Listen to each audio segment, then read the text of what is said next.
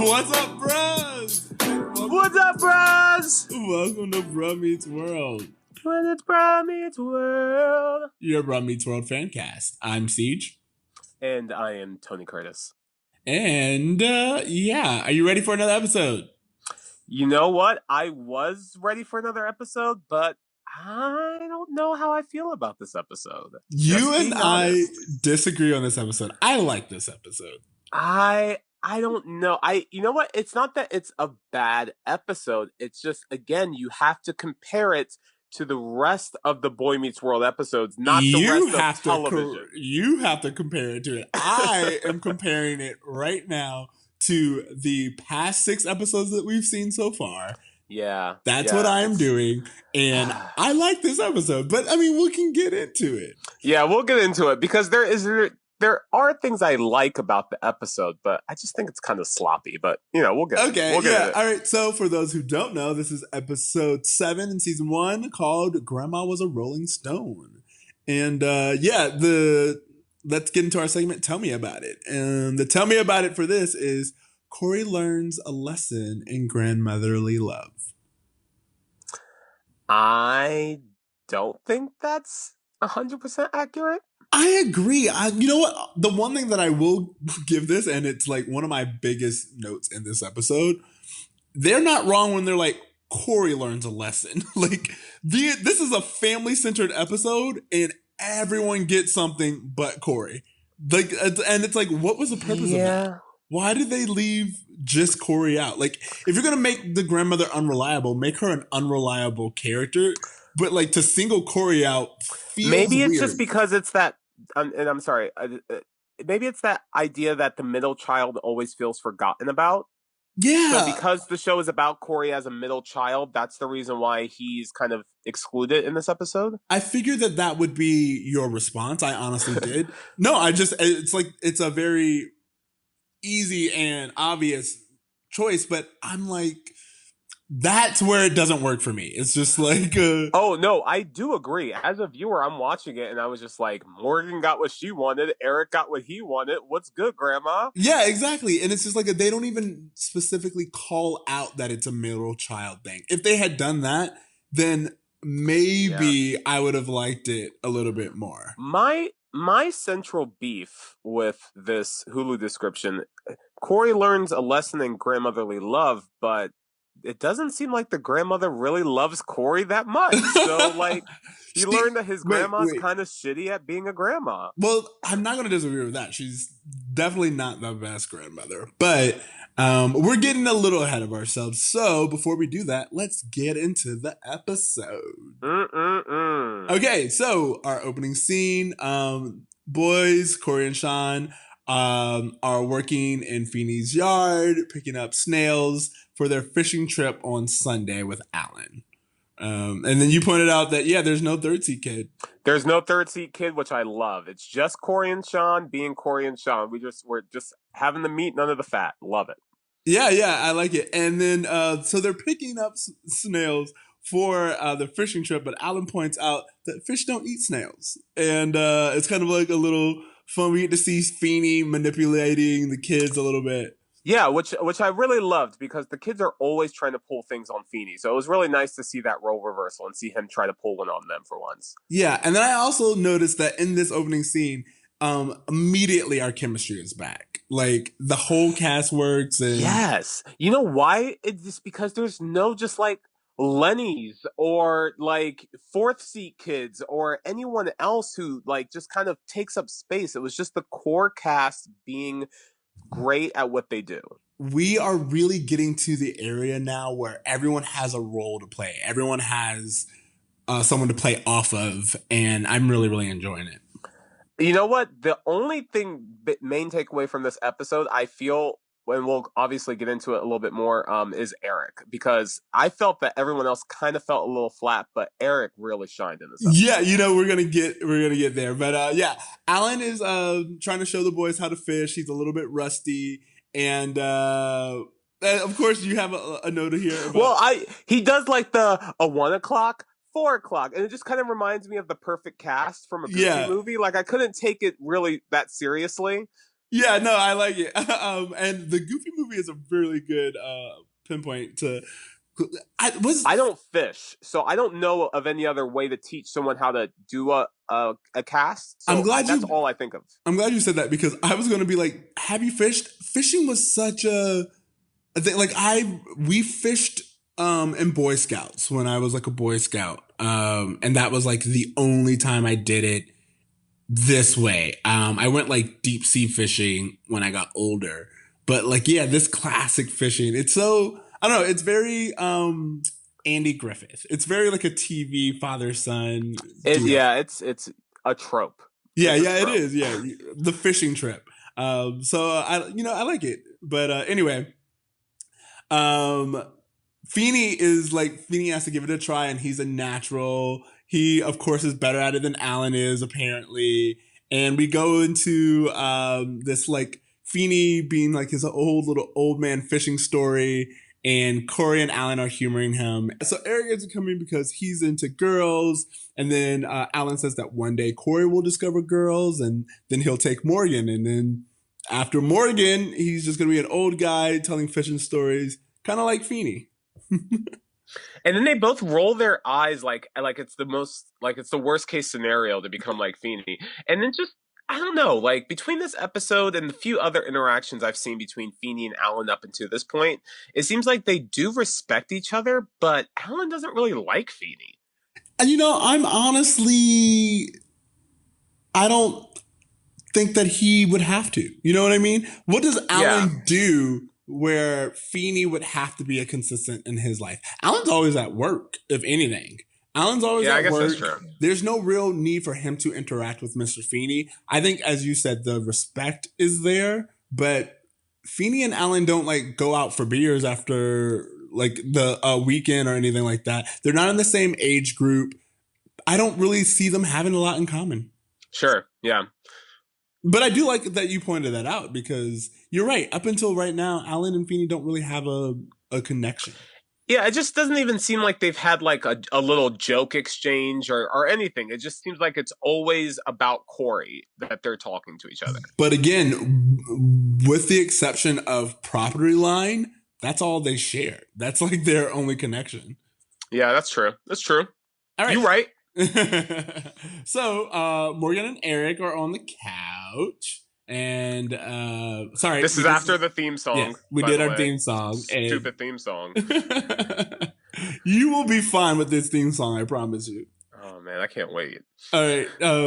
Morgan and Eric are on the couch, and we have Eric training Morgan in a way to kind of like a parrot. It's very much like she says this line, "Hi, this is my brother Eric. He's very shy."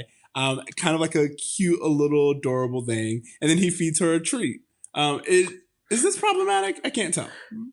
Well, what I thought when watching this was one, I really liked that Morgan and Eric were together because I thought they had really great chemistry in the parts from the last episode that they had together. What was that? Was it the last one that they got the Halloween costume? Yeah, it was. And I agree with you. I kind of made note in they do it in the couple of episodes coming up where that is Morgan's place. Morgan is currently Eric's antagonist. As we put that yeah, okay. Minkus is to Corey, Morgan is to Eric. And it's very, very much she's always kind of like the foil to his plan.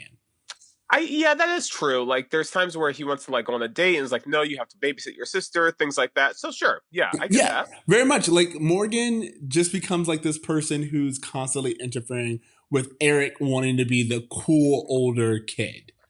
Yeah, totally. And that's what I've seen. But that's really good because that again we get this balance of characters where it's like this is your foil, this is your foil. Alliances and all those things are well, and as the show grows, we learn that Feeney is a far better foil for Eric, which means that Morgan just needs to disappear, which is exactly what happens. You know what? Again, we are putting it in the jar. That is 1 point for the jar. The spoiler I can't jar. help it. I'm sorry. But anyway, while they're doing this, Amy comes in, and the Amy says that she thinks it's a great way for them to spend time together. And I pointed out that like Eric didn't have a lot to do last episode, so I'm really glad that he gets a storyline in this episode. I was a little hesitant on Eric's storyline, but it wasn't until he had an interaction with Feeney that I thought, oh, okay, no, he's going to be great in this episode. And you know, as much as I gave you a point for the spoiler, I'm not gonna lie, you're right. When Eric is put up against Feeney is when he shines, but we're And not I'm quite not there saying yet. that to jump ahead. I'm just simply saying that at this point in the episode, I didn't feel that Eric's storyline was going to be anything exciting. It just didn't happen for me yet. It just Yeah, took a little yeah. while. Because it's very older brother sitcom storyline, and Sure. we kind of see where it's going to play out. But then we hear a horn that's playing La Cucaracha, and yeah, This I feel like I've only seen this on TV. yes, Has anyone ever heard a horn play La Cucaracha? I haven't, and it's like a where is this from? Where does everyone was this like a big thing in the '90s? Did everyone have a horn? What does it mean? I know it's supposed to like symbolize like a tacky person. Is that what it is? Because I It's feel like I've only seen tacky people have it on television. tacky or eccentric or like someone who yeah, but I think that's the TV trope that this person is out there. Like They're not like Uncle conventional. Joey would have La Cucaracha on his car. Exactly. These are unconventional people. That's Yeah. what we know. But that's a good thank you for pointing that out. It's a very big trope and I want to know if there's like a word for that Yeah, I trope. don't know where the origin of it comes from. Because again, I feel like I've never heard this in real life. So for it to have developed a stereotype is fascinating. Yeah, very, very much so. We hear that horn playing, and Eric screams and runs towards the door. Morgan is excited, and Amy seems nervous, and Alan doesn't seem pleased. Which these are all very like small reactions, but you can this kind of sets up what's coming next. Sure. And enter Grandma, played by Rue McClanahan, sorry. Who of course played Blanche on the Golden Girls. Exactly. Like I literally, you may not love this episode, but I had just watched Golden Girls the night before, and I literally screamed. I was so excited. I was so No, happy. don't. She is great, like in everything she does. She is, and this is actually it's a different character from Blanche, which I think like the show had just ended around this time. It So did. The Golden Girls ended in '92, and then there was like a 1 year spinoff that they had in the Golden '93. Palace, yeah. And then this was that fall. So she really just had never left television since Yeah, Golden Girls. but she does so great in this role. I love her. And the show itself was ahead of its time, so I'm just like a huge fan. Sure. So yeah. Anyway, this is Alan's mom who you pointed out. This is my note. This is Alan's mom. Yeah. We never see her again after this episode. Never even spoken of. Uh-huh. She's dead? Question mark? I don't know if here's the thing.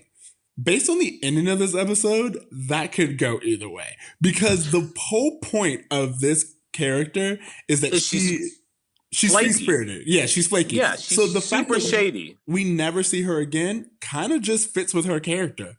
It's just like this isn't someone you expect to be around. She's not going to be there for the large moments because she can't be.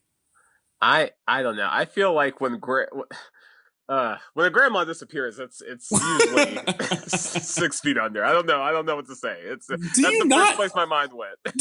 Have you not heard of like distant relatives, dude? No, but again, like we're meeting a family member who's like grandma. Everyone knows grandma. She's always around bringing gifts, and then she's just not around again for like 7 years. But my whole thing is she's not always around. The whole purpose of this this entry even is that she has we learned that she has a Winnebago and she just came from Tijuana. She does a lot of traveling, yeah. But it's just they make it seem as if she's constantly just popping by with gifts for people. Yeah, but they also make a note to say that she dropped by unannounced. Which means Rude. which Amy didn't like, yeah. And she's just not someone who, you're gonna see her for Christmas every year. She's the type of person where it's just like I think Alan gets a call every 3 months to let him know that she's still alive. Well, I can give you an accurate answer. It seems as if she never talks to the family again. Based on just what we see of the family for the next 7 years, there's no other interaction. So I'm assuming there was some disconnect there. There's fair. All right. So she starts handing out gifts, which you pointed out, and she gave Morgan a shrunken head. Cool, grandma. And cool, grandma. She gave Eric a bullwhip. And I love this line because she goes, I had the bull master to go with it, but he slipped out of the handcuffs in Juarez. I was like, yo, this is like Nana. Yo, grandma, get it. This was a little blanchy. That was a little blanch. That was, yeah, it was. All right, but then enter Corey, and we learned that he heard La Cucaracha from down the street, and that's kind of like a running gag. Is that horn is so loud? What a big old horn! Yeah, exactly. But he asked her, "How long are you staying this time?" Which again kind of shows that she's not a consistent presence in his life, and she says just the weekend. But even the way she says that, it's kind of confident. Yeah, she seems like she doesn't want to make any firm promises, but she then goes on to make promises to all of the kids. Yeah, exactly. Immediately after that. She's like, just the weekend. She kind of says so hesitantly. But then she's like, cancel all your plans. She's going to take Morgan shopping and Eric to her car show. And this is when we get Corey's gift, which is his new baseball card signed by Cal Ripken. I'm not a baseball person. So, CJ, explain to me who Cal Ripken is. All right. So, yeah, for context, Cal Ripken was a huge baseball star at the time. He had played for the Orioles. In 91, he had a career year. He was the All-Star Player of the Year and MVP. In 92, he signed a 5-year contract for $30.5 million, which at the time... $30 million to throw a ball around? $30.5 million to be released over the next 5 years. And that was the largest contract at the time he signed it. All right, so okay, so this is like the MJ of baseball. Yeah, like that's what I was gonna say, like the MJ of baseball. Or for people who are listening now, the LeBron of baseball. Please don't compare the two. Let's not be those. Wait. We are not gonna get into this, but you cannot say that LeBron is not currently the most famous basketball star. He's famous. He's famous. You know what? He's famous. I'll say that. We do not have time to go into that, but that's funny. I never knew you felt that way. Interesting. It's not that I'm not a fan. The comparison bothers me. That's all. This is so hard because I have things to say, but instead I'm going to move forward. And then, all right, so she has this little line about how'd you get it? And she goes, I shot a man in Reno, or I bought it at a swap meet for $7. You decide. And she kind of says that she's going to take him to go get it signed. And the moment she said that, I was like, she's not going to do that. Like, it just seemed obvious that this was just a promise that just had no way of no, that's not going to happen. So I'm with you where it's like you're like, oh, this is a pretty big promise. But at the exact same time, I'm naive because even though it's television and I know she's not going to follow through on this, I believe that she wants to. I believe that she intends to. You know what I mean? For Corey, we know this. Baseball is his first love. Yes. It's been established in every single episode that we've seen. We are 7 episodes in deep. Yep. They brought in a baseball card from the most famous baseball player of that time. Yeah. Or one of them. One of the biggest baseball players of the time. And she's like, hey, let's go meet him. No. What? Like, honestly, think about that. Like, hey, we're gonna drive and we're just gonna go say hi to this dude and have him sign some stuff. Like, I don't know. Yeah, no, I'm way more gullible is what we're learning. I'm a trusting person. But like, anyway, if I was like, hey, CJ, LeBron's at the mall. Do you want to go like say what's up with him and take a picture? It'd be like, what? How long do we need to be there ahead of time? Like, there's things we need to figure out. Like, there's not just like hey, let's go stop by. But yeah, they talk about the fact that they were going to drive there. There's like some long drive that they have to do. It's the drive from Philadelphia to Baltimore. It's not super long, but it's a drive. Yeah, but see that in my mind means that she did look up. She knew there was a scheduled game and that they were going to go. I don't know. Sure. Like I don't think that you're wrong. I'm just saying that I originally gave her way more credit. Um, because the next scene that we have is Eric and Grandma coming back from the car show. Eric has his arm signed by a Lamborghini girl, and he's all excited. And we assume that she's already done everything that she was supposed to do with Morgan. And right off the bat, I'm like immediately like, oh man, Corey's not going to get this. And it just made me feel really salty towards the grandma because I was like, you just gave the other two exactly what they wished for. Like she's basically a genie that was like, okay, here's your wish, and hey, I'll get back to you. By the way, peace out. I'm going. I like that you put that up, but that's really funny because she does immediately. She's like, Grandma. She's like, I'm beat, and Corey's like, this is like. She's like, yeah, but I still have energy for tomorrow. Well, Corey asked her, and that's when I knew that it wasn't going to happen because Corey's like, "You're not going to be too tired for tomorrow, are you?" And she's like, "Oh no, no." Exactly, Yeah, and no, honestly, yes. like classic television fashion, she could have died. And like that's like the way that setup goes is like she could have died in the night, and it would have worked just as Honestly, well. that would have worked out better for the show because then they wouldn't have had to pay her to come back. I mean, that seems to be what happened anyway. In a way, you're right. Honestly, you know what? Again, we're getting There's an to alternative ending to this episode that's much darker. oh, but like one of the really big things about Eric having his arm signed is he got it signed by, I want to say this, Grisella Terziana. Can't say it. Yeah, I can't. I don't. Graziella. That's what it was. Terziana. Which, by the way, I don't know why I spent all that time, but she's just not a real person. I looked Oh, for you this. searched her. You looked. I Her wanted to up? see. Well, I actually have a friend who he used to work with Lamborghini, and Lamborghini girls are a thing, and it is a lifestyle. You could get, A I mean, like, lifestyle. no, Jesus. like seriously, being a Lamborghini girl, it's like being an Instagram model, only better. This is a world I'm completely unfamiliar with. Yeah, I'm. HBO, please make a miniseries based on the life of a Lamborghini girl so I can understand the ins and outs of it. It's actually, Oh it's my like, it's, I wouldn't say it's really fascinating. It's almost everything you expect it to be. But let's just say if you are a Lamborghini girl, you could be living a really good life. gun to my head right now. If you asked me to name Lamborghini girl, I would say Graziella Terzina. Oh yeah, I don't think they have names, but that's kind of like the point of them. Like Oh, the okay. I didn't know if it was like a Playboy thing where like, you have the poster on the wall and like their names. no. And Like they're not. It's not like a Victoria's Secret model where like you would know some of their names. It's more of like a. I mean, it's car show girls. You know what I that's mean? what I thought. And the fact that they kept calling her by her name seemed weird to me because I just thought that car show girls, and no offense to anyone who is a car show girl, I just thought it was just like they did like a casting call for local thoughts to just come out and just like pose with cars. That's what I thought it was. I didn't know there was anything more than that. But also, let's just be fair. This is a world pre-internet porn. So, in my mind, cars show girls and stuff like this. I feel like they probably did have a following way more than like. This is the closest Eric has gotten to a naked woman, essentially. Yes, and again, I would say they were especially in the '90s, they were probably the Instagram models of their time.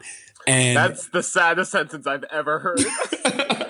well, I'm not like I just know for a fact that there are a few people who are Instagram famous and they have a following.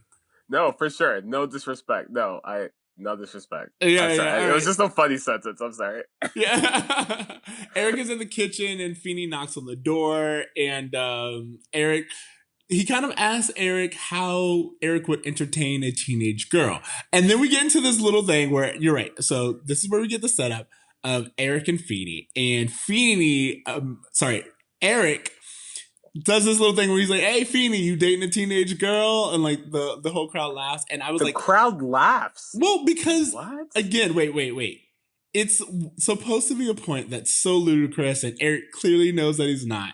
But But they set up the joke. They Yeah, set it up specifically. Feeney says, "Do you know how to entertain a teenage girl?" He doesn't say like, "Hey, I have a daughter, or my niece is in. How would I entertain her?" He phrases it for the joke. yeah, and then that's when Eris is like, "Oh, are you dating a teenage girl?" And Feeney is like, "Not since the Eisenhower administration." Which again, all of this is really fun, but with all the accusations of these old dudes and Yeah, maybe it's ruined that joke for me yeah, because no, I that's the heard whole that and thing. I was just like, "Oh, why are you even like trying to make that a funny thing?" Yeah, that's the thing. It's like now, and here's the thing. I think even last month, if I would have watched it, it would have been funny. But with Oh yeah, all it's of November 2017. Just to throw that out there for yeah, future in people. November 2017, with all the accusations of Everyone everyone apparently being has been feeling up girls and like whipping their stuff out, and yeah, who knew? yeah, so with that in this environment, I was like, oh, that joke just does not hold up right now.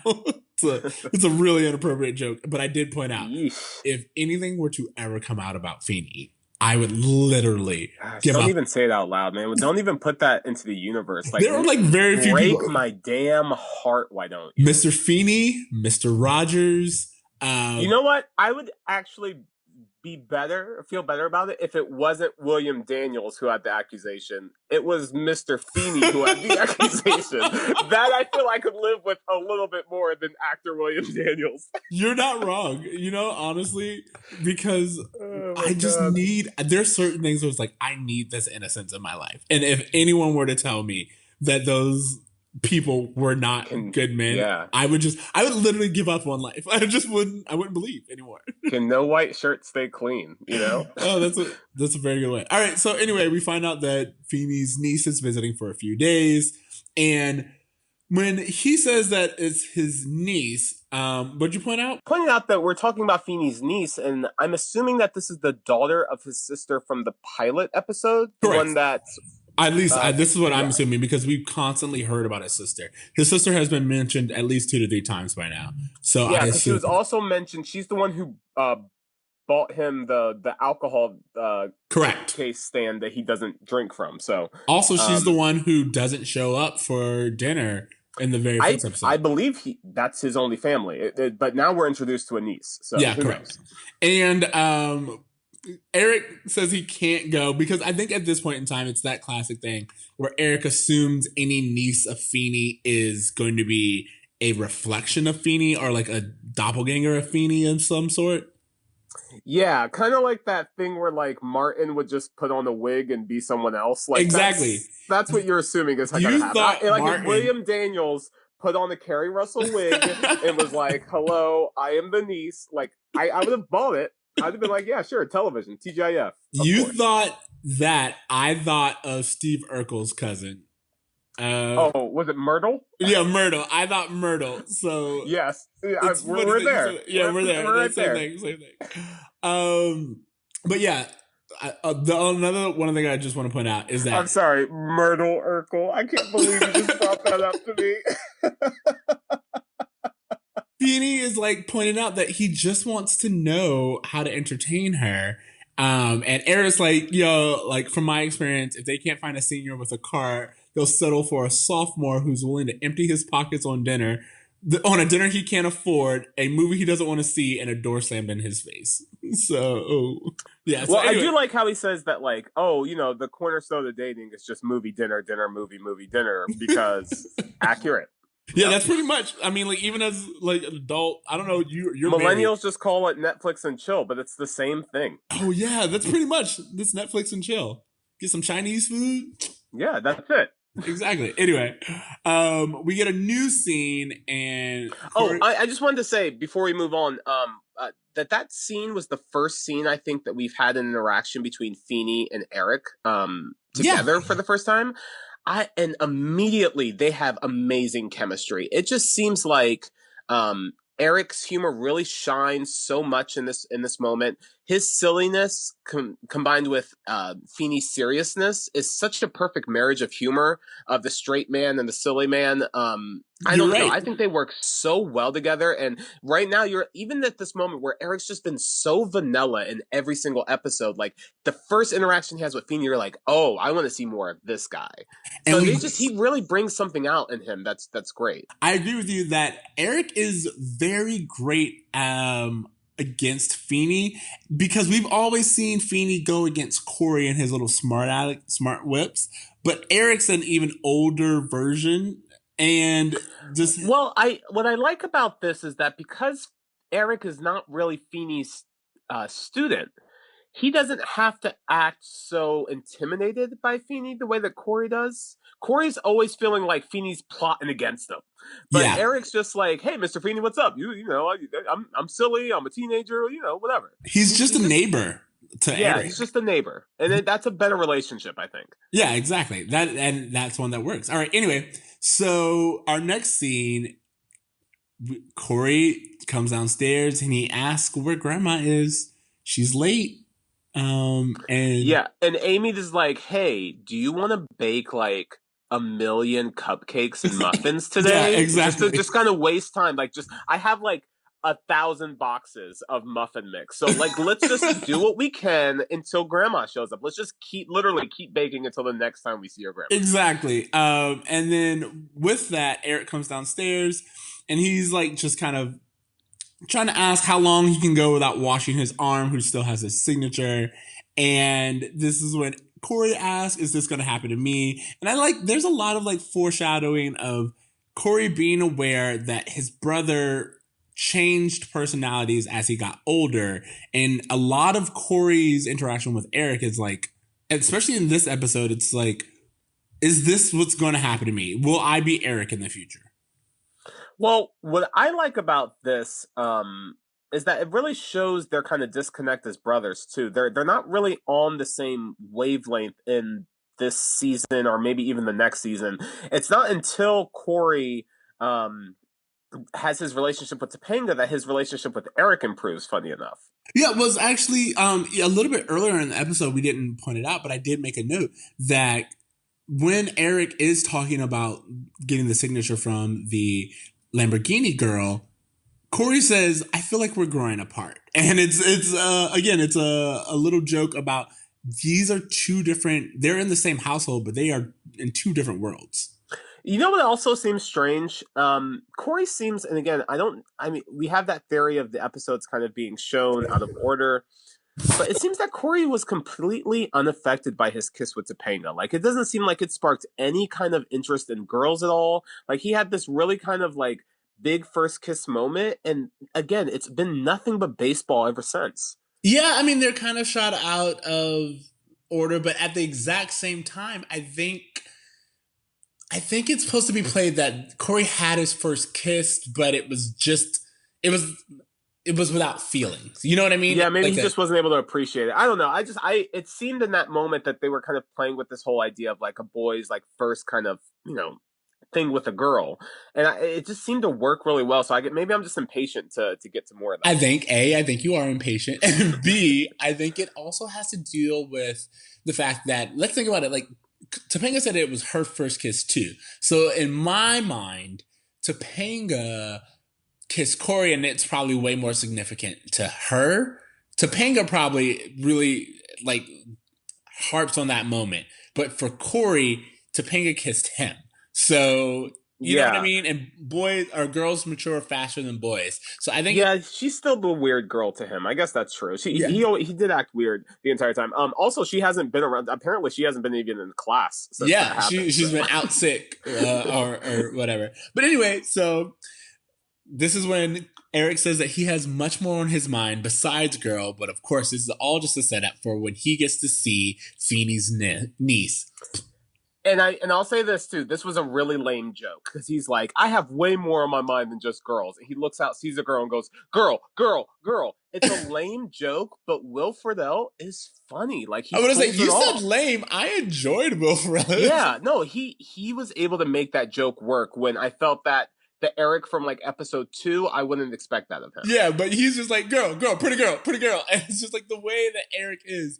Again, I think it's also because we know where Eric goes. And this is our first little insight into the manic humor that Will Friedle brings to Eric's character. Yeah.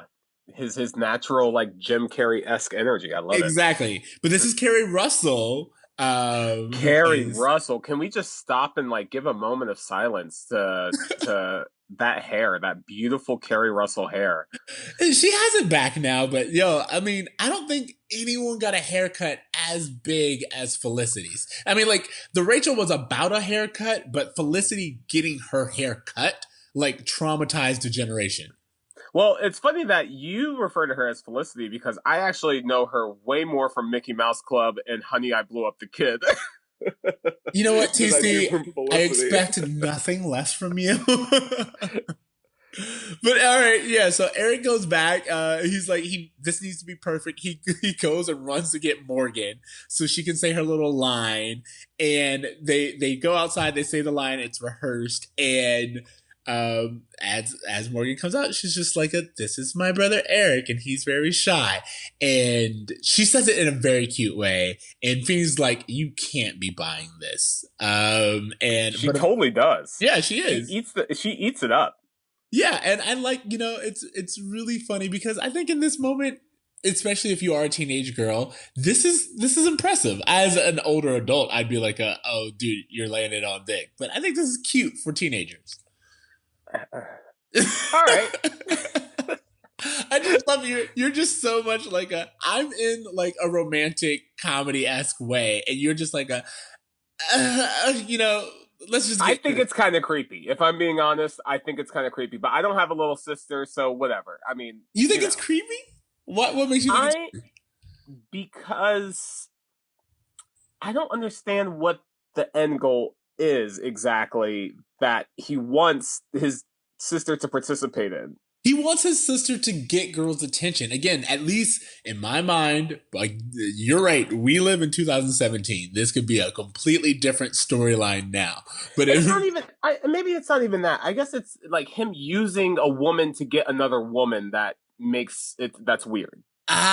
But I feel like, again, and this is why I kind of brought it out earlier, it's the same thing as like using a puppy. It's just like the guys who like borrow someone's dog and go to the park. I mean, can I just say that if Morgan was a puppy, the show would be so much better? Oh, dude, I kind of don't disagree with you. There's no other, like, honestly, a puppy could be doing everything that Morgan's doing and it would work the same. Oh my God, if it was a talking dog, that would change the show, but I would love it. Oh my God. Okay, anyway, Morgan also says that Eric is taking her to the carnival today. And I love it because Feeney points out, and you're right, this is where Feeney and Eric get in really good. Feeney points out that Eric's little parrot has learned some new words because he realizes that Eric's plan is going off the rails. Well, what I will say about Morgan is that she is smart. Too smart for someone her age, but she is smart. So it's one of those things where you've seen her kind of make these really witty comments in the past to where her coming up with something like that on the spot doesn't seem out of place. No, it doesn't. It doesn't. She's really intelligent. And she even goes, would you like to come with us? And so Morgan's found a way to get what she wants and get Eric what he wants. And Morgan's kind of a great wingman, right? Yeah, this is what I'm saying. So you were like all against Morgan being... Yo, you know what? I maybe up until this episode, I felt like she didn't really serve a purpose, but you're right. Like almost immediately I was proven wrong. Okay. And we get this little bit between Eric where he invites Jessica and she says that she'll only go if her Uncle Feeney approves. And Feeney says it would be polite if he extended an invitation to the uncle, which of course Eric doesn't want to do, but he does. And I actually think it's really funny the way he asks because he does that thing where he talks while smiling, and I don't know, he does a really funny. He's really great at it. Yeah. Will Friedle's great in this episode. He's great in this episode, and I will say that this interaction, we kind of skipped over it, but when Eric first went, he hopped over the fence. He Yeah. hopped over the fence, literally, and was like, "Hey, Mr. Freeney, can I help you with anything?" And it's just like a And his physical comedy is so great. And obviously we learn that later on, but like now I'm like, yo, let's get more of that physical comedy in this because that's where he's shining. yeah, exactly. All right. So after they go off to the carnival, we get back to the kitchen, and Amy and Corey are surrounded by muffins. They've clearly been baking. What do you mean by surrounded by muffins? Do I you mean mean, that there's a comical amount of muffins yeah, on like every surface of the kitchen? I wrote this note and I was like, is there like a bake sale coming up or something? Because otherwise you are wasting food. If you're not giving these to like a homeless shelter or selling them for $1 a buck, then What this was Amy's end game in just exactly. having them cook like 1,000 muffins? It just it I don't know what she was thinking. This is my whole point. It's just like there's no reason for him to be baking this many muffins. Y'all couldn't switch it up to like a casserole or something, make dinner. My beef with this is that Amy's like, you know what? Grandma didn't show up. Amy's like, I'm gonna distract Corey with this muffin stuff because I know how much he loves to bake. So it will distract him from the grandma coming. Why doesn't Amy just take Corey to get the baseball card signed? That's Why a very why are good. they doing this? I mean, you're right. Actually, Eric has Morgan. There's no reason why. But do you think it's like she just Alan's on the camping trip with Sean right now, or fishing he's trip? fishing. Yeah. Yeah, So so it's only her and Corey. Why doesn't she take him? that's a very good question. Also, why did the grandma leave at all? She was there yesterday. Why didn't she spend the night? She I lives in a mean, Winnebago. She would jump at the chance to take a hot shower. Like it doesn't make sense for her to this have is left at all. you are right on this. And I This will is give where you. the episode falls for This me. is where By the way, it falls. No, you're not wrong. This is where I think you could really pull at the strings of this episode because there are lots of things that just don't make sense. And I didn't think about the fact that Amy could have just taken Corey, but she definitely could have. yeah, and just this whole thing of just like, where's grandma? Where's grandma? I was like, yeah, where is she? Because there's no reason for her to have left to begin with. I don't know. There's just at this moment is where the questions start coming up. Where I'm Yeah. just like, Well, Corey I don't know. goes, "Is she lost?" Which it's like a there again. There's several things we could have gone. If they would have killed off Grandma, that would have even made some sense. You know what Which I mean? in the alternative storyline that we've created, grandma does die at this point, and then Corey learns a hard lesson about death. You know, honestly, that would have been like a good thing. But I think, I think the lesson we learned from this isn't bad. But I mean, It's the alternative ending, guys. yeah, we're not there yet. All right. So Corey says that like they should call the police. And then Amy is like, she's known his grandmother for a while and he should know something about her right now. And then this is when Corey goes, he knows that she would not show up unless she had a good reason. But then as soon as he says that, he goes, she's not coming, is she? And yeah, this is like, what do you even make of that scene? It's like those are two conflicting sentences. It's like do you think he said that and then the grandmother's a conflicting character. Like she doesn't make sense. Like I don't know this whole because there's so many sloppy holes and like I don't know why she's not there to begin with. She doesn't even give a reason later on. Yeah, and I think if we're looking at it from a story point of view, you're right. But I also think that I know people like this in life. So I just was like, oh yeah, this grandmother makes sense. This storyline makes sense. Well, and I do think it's charming the way Corey doesn't want to think badly about his grandma. He's like, you know what? I know that if she didn't come, it was for a very good reason because grandma loves me and, all those things. And even though he wants to kind of say this and believe that she's going to show up, I mean, after so many muffins, you have to think this lady's gone. Like exactly. Well, he does. He just is like, she's not coming, is she? And he's kind of sad. But in the next scene, he was like, I don't even care about the road trip anymore. And Amy suggests that he calls Sean. And this is when Sean calls. So she does decide to like take Sean and Corey bowling. She's like, all right, we've waited around long enough. Let's do something else. And when Corey does call Sean, Sean's mother answers, which means she's still there. And, not really his mom either. We later find out. You know what? Sorry. Spoiler jar. I'll put it in the jar. That is two. You got two in an episode, I dude. know. I'm sorry. I'm sorry. I'm done. Sean is off fishing with Alan, which I was going to point out that I thought it was great that Alan was taking Sean anyway on a fishing trip in the beginning. And now we see that even though Corey's plans changed, Alan stayed true to his promise to Sean. And again, also begs the question: where's Sean's dad? Yeah, we've Like, heard a lot about Sean's mom over the last couple of episodes. But Sean's dad's just, I mean, we haven't heard much, but they are kind of laying the groundwork because, yeah, this isn't a father son trip with Sean's dad as well. Alan took Sean on this fishing trip. and you know what's interesting? I think that's what makes Sean the best friend more than anything else we've seen thus far. Is even within their interactions with each other or at school.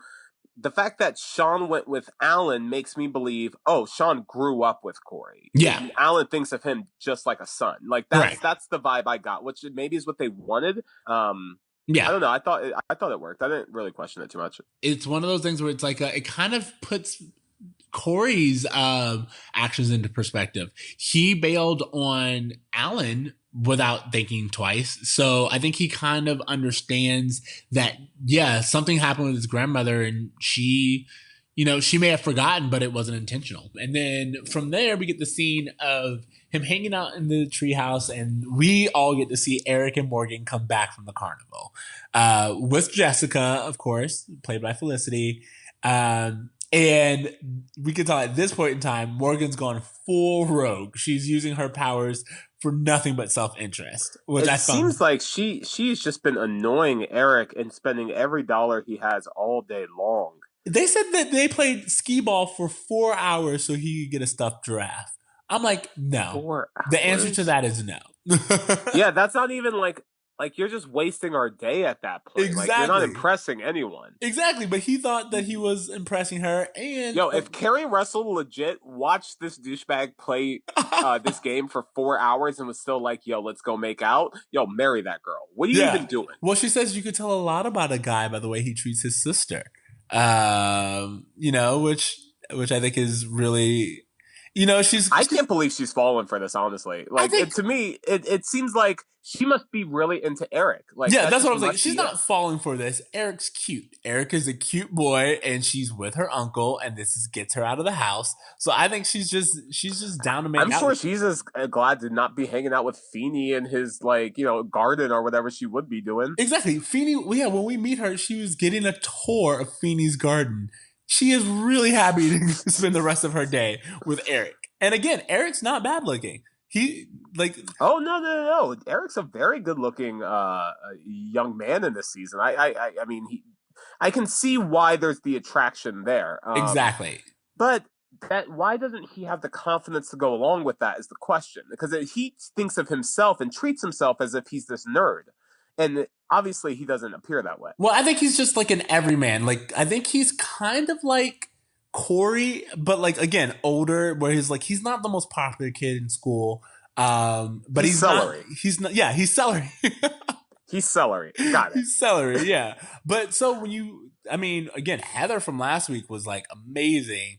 And we get Heather who? You mean Nikki Heather Cox? who at this point? Oh yeah. Heather's gone. We heard of Heather's name in multiple episodes, and then all of a sudden Feeney has a niece, and it's like, yo, forget Heather. Let me see what's going on with this chick. But you pointed out the last episode that Heather kind of was like treated really badly. Yeah, I didn't like the way Eric was with Heather. You know what? She probably wasn't the one. I was gonna say, neither did Heather. She moved on.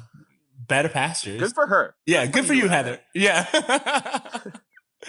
So anyway, she points out that Eric's like, she's adorable, and this is when Jessica's like, she's not the only one, and we get a little lip action.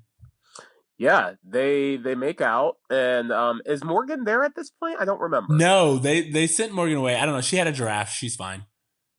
Oh, yeah, of course. Yeah, but this is the point. Like, kind of what we were saying. She goes, I didn't know I didn't have to work so hard. And she said, who said you had to work at all? Which again points out that, yo, she is DTF. Oh, yeah, she was down for it. Trying to get it. And when she said that, I was just like, oh, then why did you even go along with this whole day? You could have had a completely different afternoon if But that's what your end game I was. think we kind of solved it earlier in our conversation by being like, she wanted to get out of Feeney's house. Like again, it's like what other Yeah. excuse? Eric came over and gave her a perfect excuse of leaving. Yeah. You know what I mean? Well, and then she was also. Oh no! I guess Feeny was the one who said you should invite me because she didn't say you should invite Feeny, Yeah, invite no, my no. She uncle. was like, I can only do it if Feeney says I should do it. Oh, okay. Yeah, All right. All right. exactly. So anyway, Alan returns with Sean, and they've officially killed the mood after Eric gets a little lip action. And this is when Corey also says that he was in the treehouse and saw it, and he's been up there long enough to see them swap spit with a Feeny. Which I thought was just a real harsh thing to say. Like Jesus, like this guy's your neighbor. Like he's super kind. But Like yeah, he Corey's like 11. Remember, he's like 11, 13 at this point in time. To him, girls are still icky, and she's still a Feeny. swap spit with a feedy. That you ooh. you pointed out that according to Corey, Feeney's like always trying, like scheming against Corey in his I mind. guess so. It's like kind of like sleeping with the enemy. Exactly, Is exactly. more of it. It's not so much that she's gross. It's just that she's a Montague. Yeah, yeah, exactly.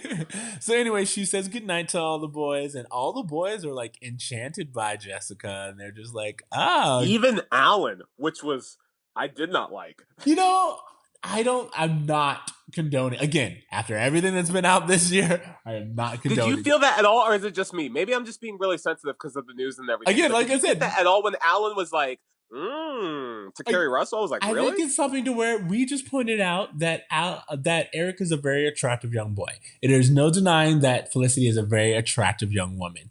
If Alan had like asked him how it was and like been a little bit more creepy, then I'd be on your team. But I feel like Alan's just like he's. I a don't proud think that guy. Alan's a bad guy. I just thought it was a weird comment for him to make. I was just like, oh, what, Alan? I mean, I don't know. Your But kids again, are there. I What are think you it's doing? like we're clouded by the news. Like everything Yeah, is yeah. just like Sorry, guys. yeah. Sorry. It's been a tough month, guys. It's been a tough year. Yeah, he goes, why are you back? Alan points out that Corey should be with his grandmother, and Corey points out that she never showed up. No, she's dead. Yeah. And they enter the kitchen, and Alan tells their he's like, she's my own mother. I know what this is like. It's like, and Corey's like, what? He's like, pick a category. And then that's when they pick rocket ships. And Alan goes into this little thing about how his mom forgot the permission slip and he wasn't able to go on this trip that everyone was going to. But to make it up to him, she put him in a car in the middle of the night and drove to Cape Canaveral. To watch, I believe it was like one of the first launches. Was Yeah, that, exactly. like the first launch. Yeah, exactly. That's exactly what he says. This is kind of like the space station, or I don't remember the exact one, but this is like a huge deal. No one else in his class is even there. Well, what he says is he's like, your grandma shows love in a lot of other different ways, and this is how she did this for me, and I remember in that moment feeling so much love for my mom because while everyone else in America was watching their television sets and I was there and I was watching the rocket, my mom was watching me, and I knew at that moment that she loves me. She just loves me in her own way. Yeah, exactly. Very similar, as you pointed out, to Alan waking Corey up for the no hitter. Yeah, it was like episode 3 or whatever that was. Yeah, exactly. So it's like learning the different languages of love, and the different. Well, and it's interesting because they have that scene in a few episodes earlier where Alan essentially does the same thing. It kind of makes it seem really consistent. Like, oh, Alan learned this love language from his mom because that was her love language, and Corey's learning about different love languages, and it's just really like advanced kind of high level idea to put into a kid show. Yeah, no, honestly, I mean, the thing about Boy Meets World, it's all about those high concepts, but simplifying them and making them so that kids can understand them. Absolutely, that's why the show is. We're still talking about it. Exactly. But that leads us to Grandma showing up, and she hear.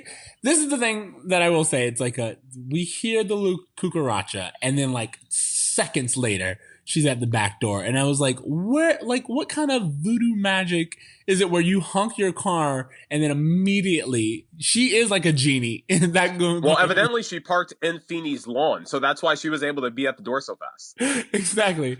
And she was like, she has an excuse. She does have an excuse, but we don't get to hear it because Corey's like, you know what? Save it. It's fine. I would honestly, as the viewer, really would like to have heard what the excuse was for why she was there yesterday up until at least dinner time and then just vanished. Exactly. But then Eric, before that could even happen, Eric runs in and he's like, if anyone asks, I've been in my room for the last 20 minutes. What was he doing in his room for 20 minutes? I think, he wasn't in his room. That's kind of like the whole thing. He wasn't. He was. Oh, I know. He was with Felicity. You know what? You do you, Eric. Get yours. Again, they're making out their teenagers. What would you, not necessarily what I would do now in 20 minutes, but I think teenagers, they you know, a little makeout action. I guess, you know what? Watching this as an adult really kind of just changes my perspective because these are babies. Oh yeah, they're completely children. Eric be saying that he's a sophomore. I'm just like, wow, like that, think about how young that is. Like that is. At the time you feel like you're an adult, but like I'm 30 or about to turn 30 and I'm watching this and I'm just like, look at this kid like train his sister to get him some girls. Like I like what? Like I don't know. It just seems so weird now. But see, I agree with you, but I'm able to remember what it was like at that time. And you're right. You think you're an adult, you think that you understand what you're doing. And it's, for me, I know for a lot of other people it wasn't, but for me, it was very innocent, but you thought you were doing wrong things. You know what I mean? And it definitely yeah. Well, that seems to be the case with all the kids on the show. Like no one ever does anything with any kind of malice. It's all, innocent intentions. Yeah. But from there, Feeney comes in and kind of points out that he would like, Alan to keep his children on his side of the fence. And we get like a hint of where Eric was and why he came in and needed an alibi, which of course Alan gives. And Bernice kind of comes up and says that she can completely validate for Eric. And Bernice is the name of the grandmother, which I don't think we've said before. I just want to make that clear for our listeners. Yeah, exactly. Grandma. And then that's when Feeney's like, you just showed up like 5 minutes ago. Well, I thought it was a pretty natural solution to have those two have some interaction at some point because her sass combined with his manners, it just seems like there's natural humor there. I honestly will say I wanted to see more of that. Like I was expecting, and I would have loved to see a storyline of like Feeney and Grandma dating or like something like that. I don't know if you remember that, not to go off, that episode of like Fresh Prince where they try to hook up the grandma with like some butler that was like down the street or something. Like that's what I kind of thought like would happen in like 3 episodes from now. Like grandma would come back and there would be like this situation where they try to set her up with Feeney and that they don't work, but somehow they do work and it's comedic and because of it. Like there's a little scene where Corey's like, don't you just love her? Because, first of all, Corey's like, not Corey, Feeney's like, who is that woman? Like, who is she? Which, again, a very good point to make because they've had no interaction and she's never around. And that's when Corey says that she's my grandmother and don't you just love her? And Feeney's like, you know what? I don't because she's going which again sets up a pretty great little romantic storyline between the two of them. Missed opportunity again with all the fan fiction we're writing. I think we have a few more seasons we could crank out of this. Well, I mean, in my version, the grandma didn't survive the night, so a different storyline there. But all right, and that is our episode. Now, I will say a few things. One, we get a little epilogue, and it's Corey and Sean are up in his room, and Corey says that he shows Sean the Cal Ripken card, and is like, "Oh yeah, my grandmother got it for like $7." And Sean's like, "No, this card is easily worth $150." Which brings us back to, she also said that she shot a man in Reno. And Sean's like, is that like who do you believe? Which is I true? I 100% believe that Corey's grandmother is capable of murder. That's the only reason that explains that she can just vanish for hours at the time and not give people any explanations as to where she was. She's creating alibis. That's all she's doing. And that's the whole thing. It's like it kind of leaves it up in the air for us, and it's really funny because yeah, I don't know. Based on everything we know and learn about, If there were a D storyline that followed the grandmother's day of what happened, I'm sure it'd be like a Breaking Bad episode. Just like all these crazy things happened in my she does have the Winnebago. Winnebago. She has it. Grandma was making meth. She just, all these things pan out. They really do.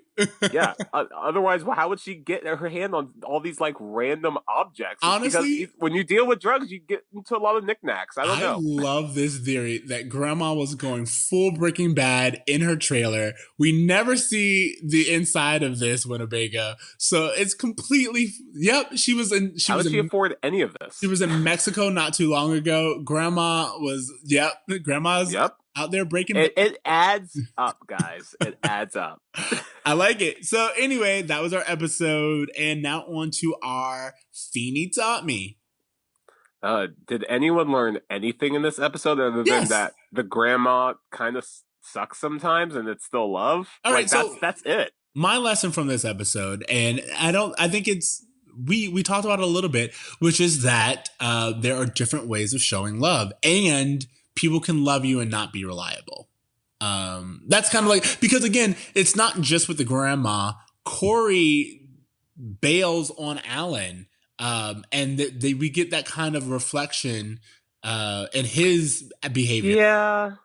Yeah, I mean that's definitely the lesson. It's not a very good lesson. I guess it's not a feel good lesson, but I guess it's a lesson that you have to learn at some point. Yeah, I I think guess it's my thing was is that it really felt like Corey's storyline with the grandma wasn't even the main storyline of this episode. Like the episode concludes really when Eric comes back with the date. So that's what makes me feel as if yeah. I don't know. You wrote, and I kind of can see it. You were like, is Corey's storyline even the B storyline? And based on everything that we have, I think you could argue that Eric is given more prominence in this episode. Well, yeah, it just seems like Eric, he is the one who's having more interactions. He's the one who's having all of the comedic scenes. It seems like Corey is just the filler in between the story that's going on with Eric, because Corey's story isn't really a story; it's just waiting around. That's true. And then also Eric is the one who actually gets to see grandma first. I think Eric is the star of this episode. Both in Yeah. both So again, when it comes to the lesson of just like what did Feeney teach me, or who taught what lesson, I'm really kind of confused. Yeah, it could be that love has these different languages, but I mean, you know what? I'll take it back. Corey does learn that because at the end he's like, you know what, Grandma, it's fine. I know you love me. It doesn't matter. So that is something that Corey learns. I'll I take that will as one. say, and I'm just pulling at straws here, but they did Corey learning this lesson kind of like they did with Alan and the grocery store. And it was just that Corey just accepts it. Once Corey's learns the lesson or he's kind of seen a parallel, and the person comes back, the adult comes back and wants to apologize. Corey's like, "You're fine. Don't even worry about it. I got it. I got what I was supposed to learn from it. Just do you, boy." Yeah, yeah. It. Let's just move on to the grading because I guess that's where a lot of my comments are going to come out. All right. So, what grade did you give this episode? Yo, I gave this episode a D, and I stand by it. And I know you disagree, and I totally know, disagree. Oh man, Totally disagree. All right, let's talk about this. Let's talk it out. Let's go. Let's go. My problems with these episodes are threefold. Go One, the grandma disappears for no reason. Yes. Two, Amy could have solved all of this just by being a better mom. And three, I felt like Corey's storyline was super weak and didn't really. I don't know. I felt like this episode was just kind of sloppy all in all. But again, it's not that it's a bad episode. It's just of the Boy Meets World, universe. This is definitely like if we were to literally list all these episodes from 1 to however many they have, this would definitely be in like the first chunk, right? Like, it wouldn't be in Dude, that episode did you not remember Killer Bees? Like, do you not remember that's Killer what I Bees? mean. Like, it was better than Killer Bees, but Yeah. like by like this much maybe. Like, I No, don't. I disagree. I mean, but All right, maybe tell me why you disagree. I'm going off chemistry. I'm going off of the fact that Eric really shines in this episode. If you're going off of just Corey's storyline, yeah, this episode doesn't do that great. But Eric, what are you grading this episode? oh, I have a B for this episode. A B? A B. A B? But again, what is an A to you? Well, the Topanga episode is an A to me. Because, like, bruh. But no. But here's the thing. I completely see your point. I just don't think it's worth a D. To me, Killer B was a D. And I could settle for a C. Yeah, let's compromise and say C, because like A, like I think of like Topanga, I think, and then there was Sean, Long Walk to Pittsburgh. Like, those are A episodes. To put this as a B episode, I'm like, whoa, there's tons of middle ground between those episodes and this one. Is, you want to know why? And this is a classic thing for you and is I grade on what we've seen so far. You grade on the entire encyclopedia. I can't forget it. I'm sorry. I can't just forget it. And it's just, and maybe you're right. Of the episodes we've seen so far, it's just that for us, the way we're doing the grading system is at the end of every season, we're going to give the whole season a grade and compare that season's grades. That season's grade to the next season's grade until we can grade all the seasons. Yeah. If we're giving out B's to episodes like this, that means at the end of it, season 1 could be just as good as season 4, which is not the case. I'm giving it a B. You gave it a D, which means it averages out to a C, which will completely reflect at the end of the episode. And you know what? I think a C is a fair grade. I really do think it's fair. There we go.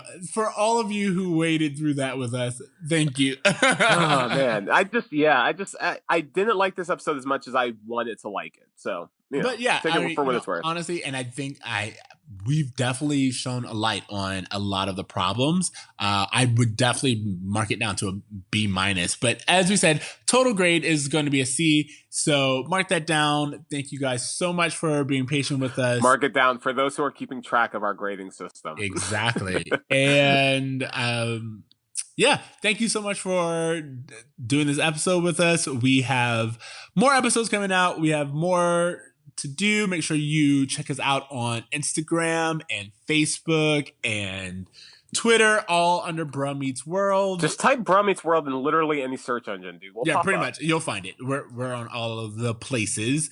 Make sure you listen to us on SoundCloud, Stitcher, and iTunes. You can, however you're listening to us now, just keep it up. Yeah, just do that. Do some more of that.